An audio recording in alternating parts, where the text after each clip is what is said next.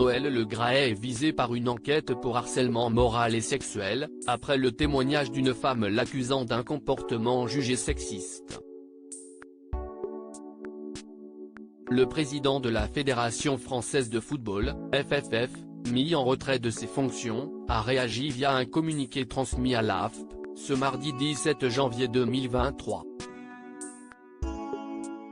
Noël Le Graët est en très mauvaise posture. La semaine dernière, le président de la Fédération française de football déclenchait une vive polémique, en tenant des propos chocs sur le champion du monde 1998, Zinedine Zidane. Plusieurs figures du monde du football, à l'instar de Kylian Mbappé, s'étaient alors insurgées contre le patron de la FFF. Puis, plusieurs scandales liés à des déclarations ou des comportements jugés racistes, homophobes ou encore sexistes, sont ressortis.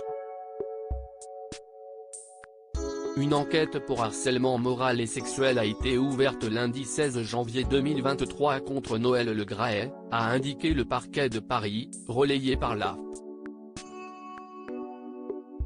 Cette décision fait suite au témoignage de Sonia Souid auprès de l'Inspection générale de l'éducation, du sport et de la recherche, (AIESR), selon les informations du Monde. Lundi 9 janvier dernier, l'agente de plusieurs internationales françaises a dénoncé le comportement jugé sexiste du patron de la FFF, interrogé par BFM TV et l'équipe. Il m'a dit en tête-à-tête, dans son appartement, très clairement, que si je voulais qu'il m'aide, il fallait passer à la casserole, a raconté Sonia Souid. Mis en retrait de la présidence de la fédération par le comité exécutif, l'accusé a réagi. Noël Le Graët dément les accusations. Noël Le Graët nie en bloc les accusations portées contre lui. Dans un communiqué transmis à l'AFP ce mardi 17 janvier 2023, l'homme d'affaires dément toutes les accusations de harcèlement moral ou sexuel.